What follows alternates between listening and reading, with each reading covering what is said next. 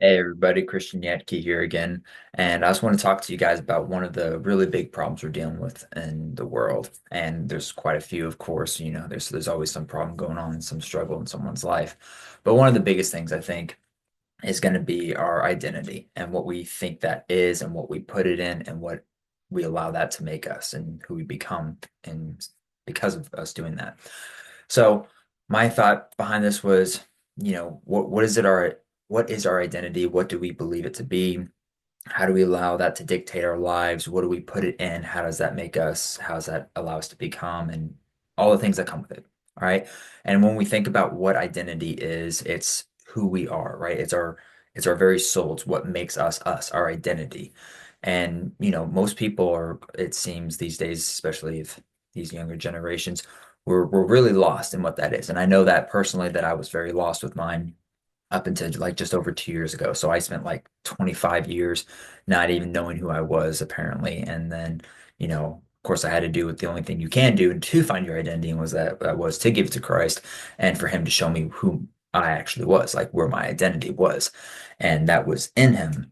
That was me, his light inside of me that I was able to live and exude and try and be the light to the world the way he was to me, he is to me. And I just try to hold a candle to that giant flame that he has.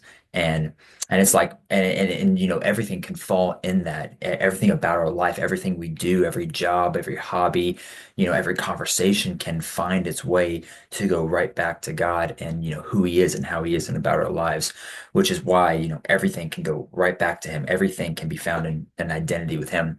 If we find our identity in any one singular materialistic thing of this world, we're never going to find it. We're never going to find us. We're never going to find him.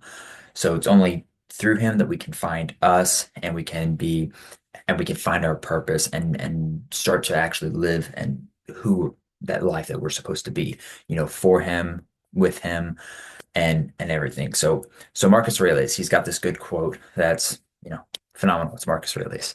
He says, "Our life is what our thoughts make it." Okay. So if what we do, right, if all of our thoughts, our thoughts is what we're going to think about throughout the day, we like to drown that out in today's world with music and TV and any type of distraction or drug or anything that we can find. We're going to use it to distract us to keep us from thinking, but we can only do that for so long because eventually we're going to start to think and we're going to wonder who we are, where our joy is, where our actual fulfillment and our purpose is in life. And who are we? Like when people look at me, when I look at myself in the mirror, who am I? Like who do I think I am? And that's a tough one. We all have to face that. And it's an absolutely scary thought. I didn't think about it for 25 years and I ran away from it, just like so many other people that I talked to, and they did not know who they were and they ran from who they were supposed to be. And it all went right back to God and, him calling us to tell us who we're supposed to be. Do this, have a relationship with me. I can show you all the great things that you're going to want and need and love, but you have to do that. You can only do that if you come to me, if you believe in me and trust me and, have that relationship with me. And then he can show us everything. Then it will make sense. And, it's crazy to think about it until you actually go through the process. And then you find out just how true that is. Like you just feel completely lost walking through the woods. And then all of a sudden you find Christ, you allow him to overtake your life and to take full control over it. You just give everything over to him. Like, hey, here's my everything. Take it. I don't know what to do with it. But you said you can, and so I'm doing that. I'm giving it to you. And he will come through. He always has, he always will. And he did that for me. So the only way I can really describe it is, as lost and as scared and as hurt and as everything wrong that's going on in the world, and as much as the negative feelings and emotions that you have going on that you feel, give it all to him and he'll take care of it. How? No idea. I'm not him. But I can tell you that he is the one who's going to take care of it. And the freedom you get from that feeling, from that burden being lifted off your shoulders is unparalleled to anything else that I could even try to describe.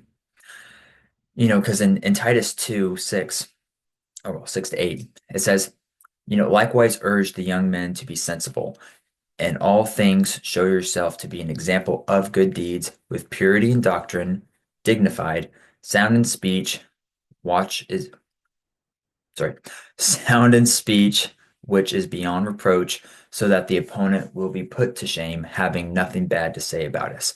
So no one can say bad things about you if what you're doing is right, honest, truthful, loving, caring, etc.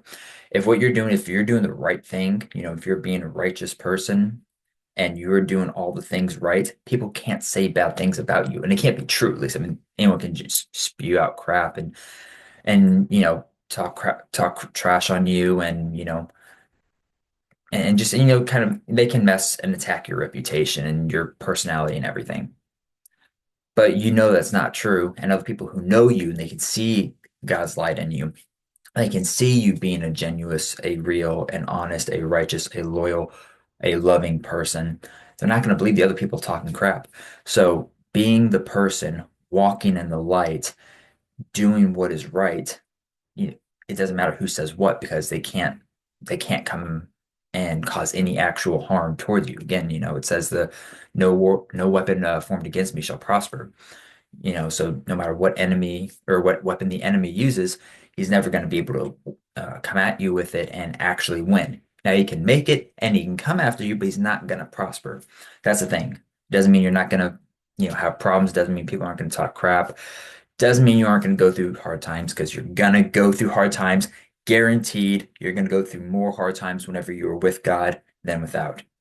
That's exactly what we were told, and that's what everyone lives by. You're gonna live a hard life, but it's gonna be a worthy, worthwhile, purpose-driven, joyful, satisfied type of life, though. So, anyways, just this idea about who our what our identity is and who we are as us. So if we try to put our identity in this world, in the being drunk, alcohol, yeah, well, those are the same thing. Drugs, alcohol, sex, porn, partying, even pouring ourselves into work, becoming a workaholic, putting it into anything and everything that is not of God and not getting us to becoming who we're supposed to be. So there's nothing wrong with having hobbies and having fun and doing good, nice things. Granted, getting blacked out drunk. I know from experience, it doesn't get you anywhere closer to God. It got me much further. Most of my bad decisions in life and the biggest ones were after I was at the bottom of a bottle. But doing all these things of the world, an identity it's our God. It's going to be our God because nothing's going to have an influence over you that you don't put in high esteem and revere to like a very much high end pedestal of something that you look up to. All right. And that should be God. But if we are allowing that to be something else of this world, especially something else that is just some physical, momentary, fleshly thing that doesn't do us any good, especially in the long term, then it's going to be keeping us away from God. It's going to keep us away from being who we were meant to be and walking the path that we were meant to walk and being able to actually come to that feeling of fulfillment and satisfaction and joy in life from actually becoming who we're supposed to be. So if we allow this lie of your identity, it needs to be in, all right, man, you're 16 or you're 18, you need to go stack these many bodies, you need to go sleep with all these girls, you need to do these drugs because that's what's cool. You need to be able to pound a bottle of, a full, I don't know, full bottle of alcohol because that's what's cool in today's world. And you have to be all over the social media and doing all these things. We think worship is bowing down to a golden calf now, like they did in the Bible when we really started that separation from God. And it's not, that's not the only form of worship. Worship is what you put in, again, like I said, put in this that high pedestal as what it is that you make to be your God. And that's going to either be God, capital G, or that's going to be these other things of the world. It's going to be your work, even your friends or family, or again, TV, music. You can make anything and everything a God if you do things, again, in the wrong way. And that's a whole life.